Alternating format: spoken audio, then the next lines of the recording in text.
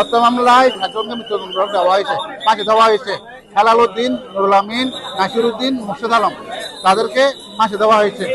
এবং জালাল উদ্দিন, মোহাম্মদ আরিফুল্লাহ, আনোয়ার হাকিম, আব্দুল করিম, এনামুল হক, মোহাম্মদ এনাম, মোহাম্মদ কামাল, জিয়াবুল করিম, ইসমাইল হোসেন এদেরকে যাবজ্জীবন দেওয়া হয়েছে। এবং 5 জনকে মোহাম্মদ সাদেক, আনোয়ারুল ইসলাম, শাহ আলম, আবু হানিফ, মিনহাজউদ্দিন এদেরকে খালাস দেওয়া হয়েছে। অস্ত্র মামলায় আপনার মোহাম্মদ সাদেক, আনোয়ারুল ইসলাম, শাহ আলম, আবু হানিফ, মোহাম্মদ মিনহাজউদ্দিন এদেরকে খালাস দেওয়া হয়েছে।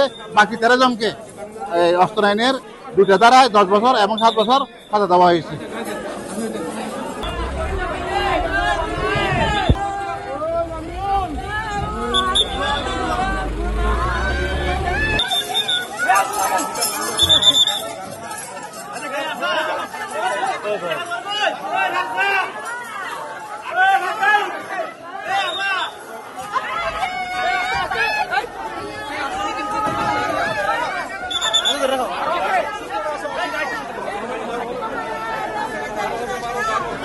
মহিলা